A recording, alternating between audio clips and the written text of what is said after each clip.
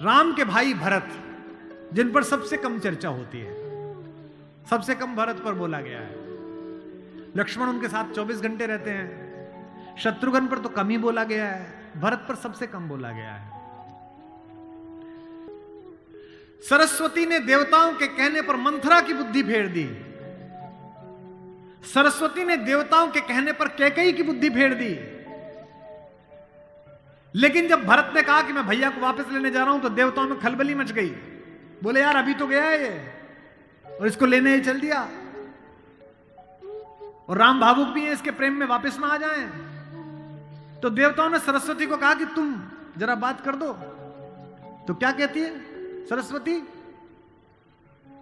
देवताओं से कहती है कि 1000 आंखें होने के बाद भी जिसको सुमेरु ना दिखता हो, तुम मूर्ख हो क्या? मोसो कहत भरत मति फेरी, मुझसे कहते हो भरत की मति फेर दूं? दुनिया में किसी की भी बुद्धि भ्रष्ट कर सकती हूं, भरत की बुद्धि भ्रष्ट नहीं होती मेरे करने से।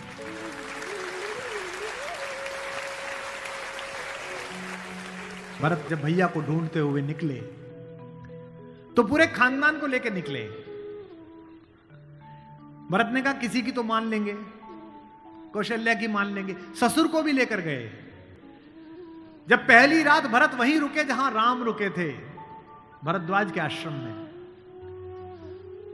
सुबह चलते समय भरत संकोच में थे, तो भरद्वाज ने कहा कि राजन, क्योंकि राजा हो चुके थे, आपके चेहरे पर संकोच है।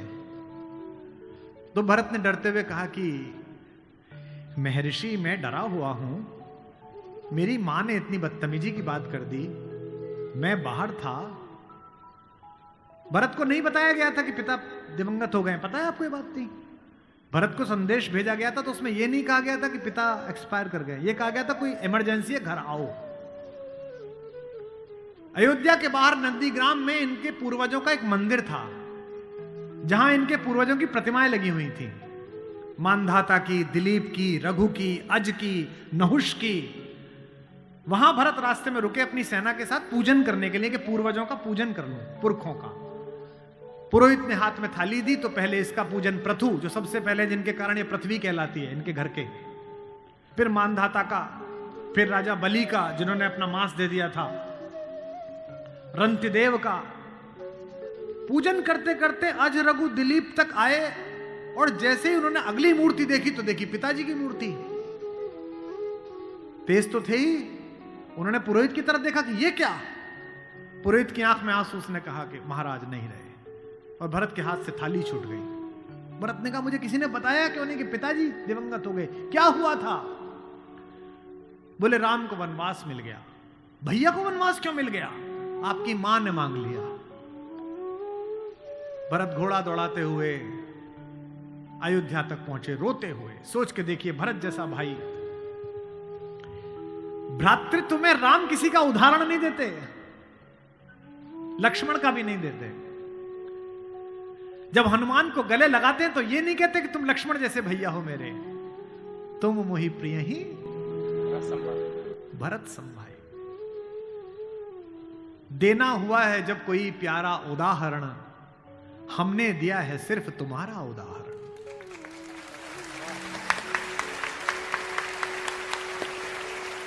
तो भरद्वाज से भरत ने पूछा कि भैया मुझे माफ तो कर देंगे ना? मैंने इतनी बड़ी गलती की, एक ऐसी गलती जो भरत ने की नहीं, उसके पश्चाताप में है भरत। मां ने इतनी गलती की, मुझे माफ तो कर देंगे? भरद्वाज ने कहा हे राजन, मुझे पता नहीं कि तुम्हारे बड़े भाई तुम्हें कितना प्रेम करते हैं या नहीं, लेकिन जब वो यहां से जा रहे थे और सुबह के समय उन्होंने गंगा पार करने के लिए पुरोहित को बुलाकर स्वस्ति वाचन का मंत्र किया, तो बड़े खुश थे, प्रसन्न थे कि मैं वनवास पे जा रहा हूं, चेहरे पे मुस्कुराहट थी। लेकिन पुरोहित ने हाथ में जल दिया, और जैसे ही पुरोहित के मंत्रों के बीच में निकला कि जम्बू द्वीपे भरत खंडे, और जैसे ही भरत सुना, राम के हाथ से जल गिर गया और वो जमीन पर गिर पड़े और हाय भरत चिल्लाने लगे। इतना प्रेम तुम्हें राम करते हैं।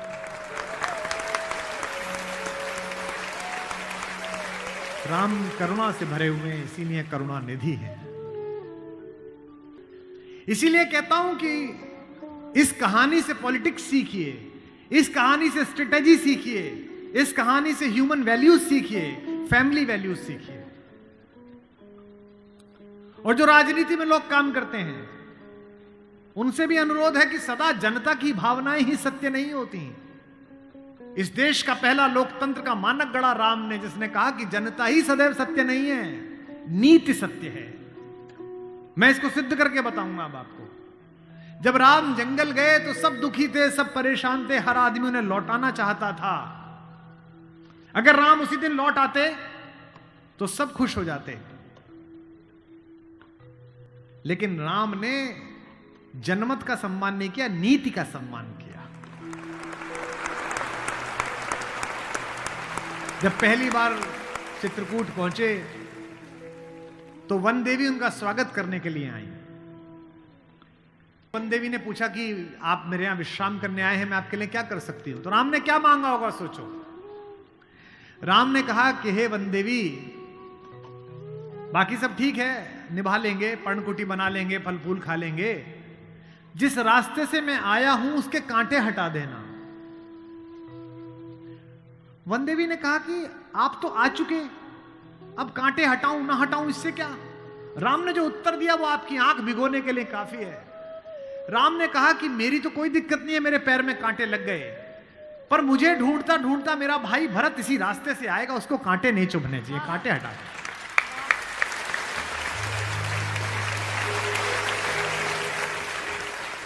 तो वन देवी को जिज्ञासा हुई। वन देवी ने कहा कि यथाज्ञा पयति महाराज, हे महाराज, आपने जो आज्ञा दी मैं कर दूंगी। एक छोटी सी मेरी जिज्ञासा है, क्या अयोध्या का राजा, अयोध्या की चतुरंगिणी सेनाओं का सेनापति, दशरथ का पुत्र, राम का छोटा भाई भरत इतना नाजुक है कि रास्ते में चलेगा तो उसके कांटे चुभ जाएंगे?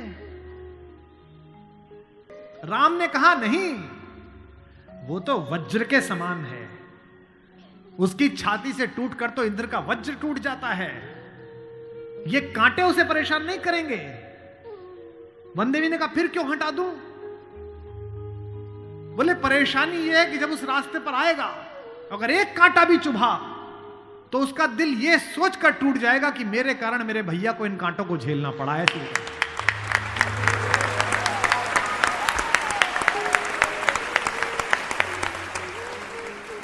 बिना चप्पलों के भरत चले, और जब चले तो भाई मृदु भूमि सकुच मन मन ही, भूमि भी संकोच से भर गई। कोमल चरण चलत बिनु पनहि, कोमल चरण चलत बिनु पनहि, भई मृदु भूमि सुकुचि मन मनि। इसका मतलब यह है कि भगवान स्वयं कष्ट सह सकते हैं, पर जो उन्हें प्रेम करता है वो कष्ट सहे ये उन्हें स्वीकार नहीं।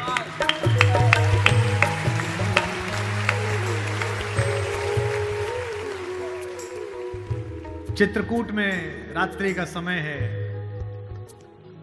चांदनी खिली हुई है, चंद्रमा निकला हुआ है। ये वो पल था जहां से राम की कहानी पलट सकती थी। अगर दशरथ के अंधेरे कक्ष का एक निर्णय राम को इस जंगल तक लाया है मित्रों, तो आज इस पूर्णमासी के चांद के नीचे का राम का एक निर्णय राम को वापस अयोध्या ले जा सकता है या लंका ले जा सकता है। ये वो रात थी। मुझसे कोई पूछता है कि राम कथा की सबसे महत्वपूर्ण रात्रि कौन सी है, जिस दिन लक्ष्मण को मूर्छा आई वो भी महत्वपूर्ण नहीं थी, क्योंकि पता था कि बच जाएंगे। जिस दिन सीता का अपहरण हुआ वो रात्रि भी महत्वपूर्ण नहीं थी। यही रात महत्वपूर्ण थी, यही रात अंतिम, यही रात भारी, जिसमें भरत, शत्रुघ्न, तीनों माताएं, गुरु वशिष्ठ, ससुर साहब, सास, सब आए हैं कि बस राम लौट चलो। तदनंतर बैठी सभा उटज के आगे, नीले वितान के तले दीप बहु जागे। टकटकी लगाए नयन सुरों के थे वे, सब देख रहे थे। परिणाम उत्सुक उन भयातुरों के थे वे, वह चंद्रलोक था कहां चांदनी वैसी। प्रभु बोले गिरा गंभीर गूढ़ निधि जैसी। जब सबने खाना खा लिया, सबने पानी पी लिया, तब भगवान ने सबको बिठाकर पूछा। क्या सवाल पहला? भरत जैसे आदमी से, हे भरत भद्र, अब कहो अभीप्सित अपना। इतनी दूर चल के आए हो, बताओ क्या चाहिए? सब सजग हो गए, भंग हुआ ज्यों सपना। एक बात पूछी कि बेटा बताओ क्यों आए हो? तो क्या बोले भरत? हे आर्य रहा क्या भरत अभीप्सित अब भी। आप मुझसे पूछते हो कि मुझे क्या चाहिए? मुझे तो सब मिल गया भैया। इसी दिन के लिए तो मेरा जन्म हुआ था, पिताजी मर गए मेरे कारण, आप जंगल में बैठे हो मेरे कारण, सोने के आभूषण पहनने वाली मेरी भाभी एक वलकल पहने हुए मेरे कारण, जिसके सर पर अयोध्या का राजमुकुट होना चाहिए था उसके सिर पर जटाजूट है मेरे कारण। हे आर्य रहा क्या भरत अभीप्सित अब भी। मिल गया अकंटक राज्य उसे जब तब भी। पाया तुमने तरुतले अरण्य बसेरा, रह गया अभीप्सित शेष तदपि क्या मेरा। और मैं इसलिए भरत पर फिदा हूं कि भरत इतिहास का अकेला पात्र है जिसकी गलती नहीं है फिर भी प्रायश्चित कर रहा है।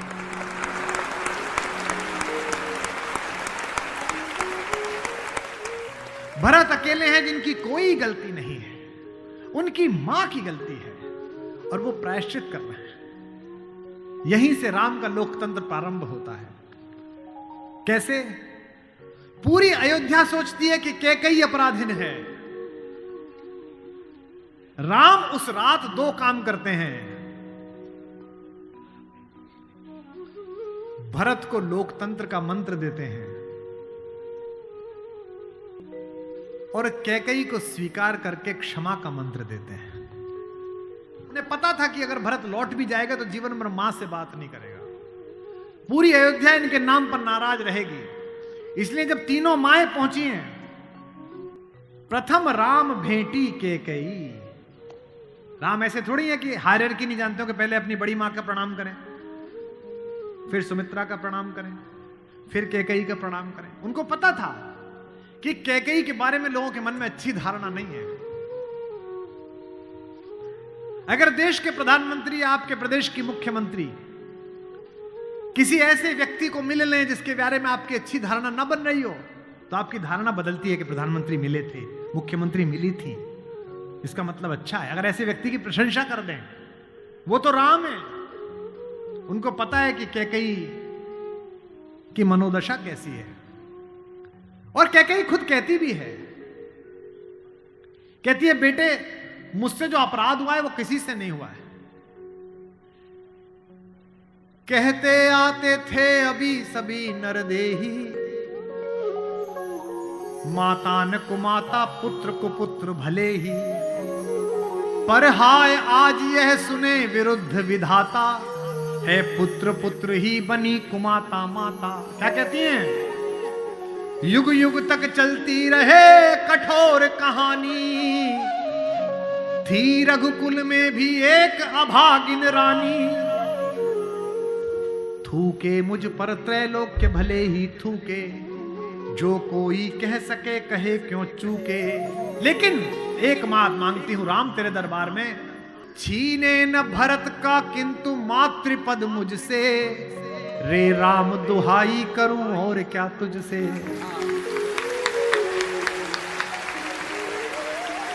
सोचिए कैसा क्षण है, अपने ही बेटे को मांग रही है राम से। कैकेयी अपने बेटे के लिए कह रही है कि राम तू सबको सब देता है बेटा, मुझे सिर्फ इतना दे दे, मुझे रानी मत रहने दे, जंगल में रख ले, भरत की मां बनी रहूं बस। इसी के लिए तो सब किया था। राम ने क्या कहा? हे अम्ब, ओ मेरी मां, हे अम्ब तुम्हारा राम जानता है सब। इस कारण वह कुछ खेद मानता है कब। फिर राम को याद दिलाया कैकेयी ने कि बेटा तुझे याद है, तू आधी रात उठ के भाग जाता था मेरा सपना देख के। कौशल्या से कहता कि मां मैंने छोटी मां का सपना देखा है, मुझे छोटी मां के पास छोड़ के आओ। और तुझे गोदी में लेके कौशल्या मेरा दरवाजा खटखटाती थी, अरे ओ कोयल, ये तेरा कोयल का बच्चा जाग गया, रो रहा है तेरे लिए। होने पर बहुधा अर्धरात्रि अंधेरी, होने पर बहुधा अर्धरात्रि अंधेरी, जी जी आकर करती पुकार थी मेरी। लो कुहुकुनी, ओ कोयल, लो कुहुकुनी तेरा कुहुक राम यह जागा। लो कुहुकुनी अपना कुहुक राम यह जागा। निज मंझली मां का स्वप्न देख उठ भागा। होने पर बहुधा अर्धरात्रि अंधेरी,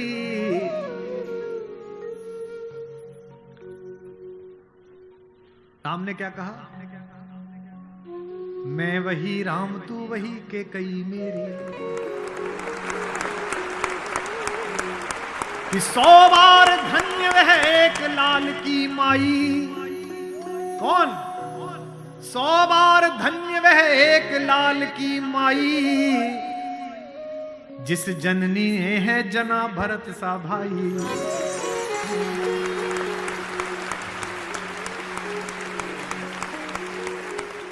पागल सी प्रभु के साथ सभा चिल्लाई। 100 बार धन्य वह एक लाल की माई। 100 बार धन्य वह एक लाल की माई। 100 बार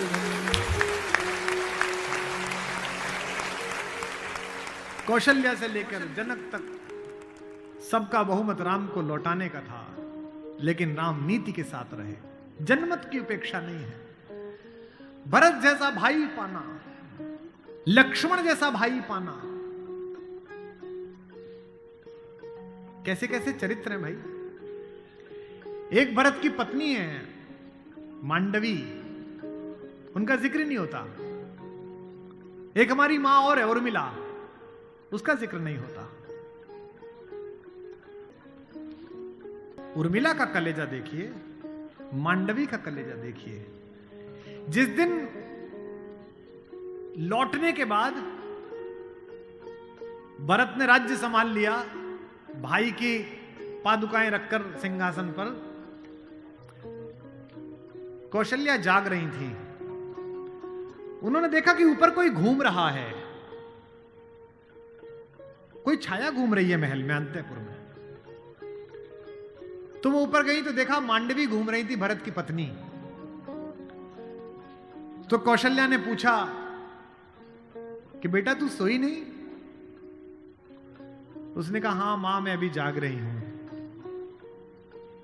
भरत सो गया होगा बेटा, तो उसके कक्ष में चली जा। तो कौशल्या से मांडवी ने कहा कि मां वो तो है ही नहीं यहां, कहां गया?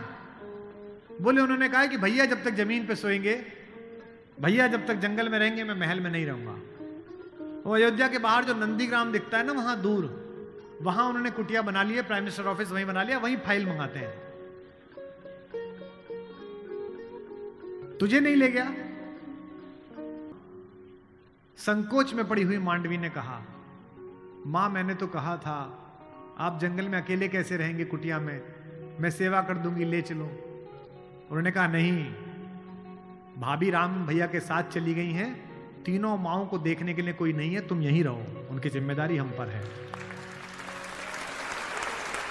कौशल्या ने कहा कि बेटा सो जा। बोले मां वो उनकी कुटिया दिख रही है, उसमें अभी दीपक जला हुआ है, यानी कि वो अभी काम कर रहे हैं। एक बार वो दीपक मंगल हो जाए, अंधकार हो जाए तो मैं भी जाकर सो जाऊंगी, ऐसी मान।